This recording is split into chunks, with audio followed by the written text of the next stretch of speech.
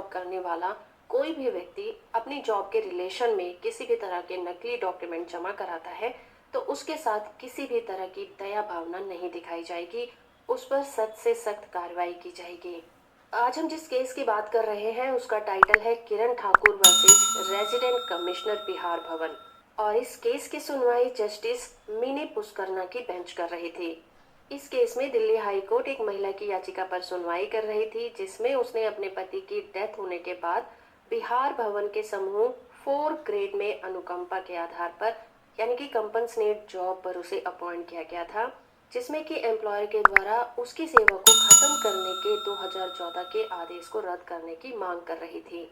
2009 में बिहार भवन में शराब के नशे में उपद्रव करने और दूसरों को परेशान करने के आरोप में महिला को कारण बताओ नोटिस भेजा गया था, जिसके बाद महिला को सस्पेंड कर दिया गया। जिसके बाद इन्वेस्टिगेशन की गई और इन्वेस्टिगेशन में पाया गया कि जब उसे जॉब दी गई थी तो उसने अपने एजुकेशनल डॉक्यूमेंट में 8th क्लास के डॉक्यूमेंट वहां पर सबमिट कराए थे। पर जब ठीक से इन्वेस्टिगेशन की गई तो ये पाया गया कि सारे सर्टिफिकेट नकली थे, जिसके बाद उसे नौकरी से निकाल दिया गया। हाई कोर्ट ने महिला के इस केस में फैसला सुनाते हुए कहा कि जब इन्वेस्टिगेशन हुई थी और उससे पूछा गया तो वो महिला ये साबित नहीं कर पाई कि उसके डॉक्यूमेंट असली हैं। सभी एविडेंस यही कहते हैं कि नौकरी पाने के लिए उस महिला ने अपने एजुकेशनल सर्टिफिकेट नकली बनवाए थे। कोर्ट ने अपने फैसले में कहा कि अगर कोई एम्प्लॉय अपने एम्प्लॉयर को नकली डॉक्यूमेंट देने का दोषी पाया जाएगा, उसके साथ सख्त तरीके से निपटा जाएगा। अगर कोई व्यक्ति जाली और मनगढ़ंत डॉक्यूमेंट पेश करता है तो ऐसा व्यक्ति निश्चित रूप से रोजगार के लिए अयोग्य होगा। उसके साथ किसी भी तरह की सहानुभूति या फिर दया नहीं दिखाई जाएगी।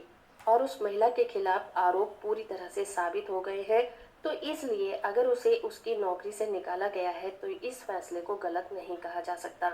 इस केस में याचिकाकर्ता महिला ने अपने बचाव में कहा कि कंपनसेट जॉब पाने के लिए 8वीं पास होना कोई शर्त नहीं थी। इस बात में कोई दम नहीं है।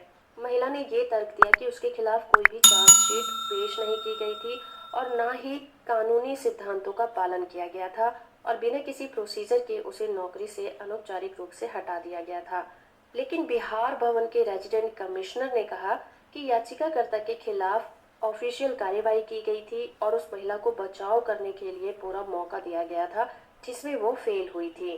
तो इस तरह से दिल्ली हाई कोर्ट ने अपना अहम फैसला सुनाते हुए कहा कि नौकरी पाने के लिए जाली डॉक्यूमेंट पेश करना एक घिनौना अपराध है और दोषी पाए जाने पर उसके ऊपर सख्त से सख्त कार्रवाई की जाएगी।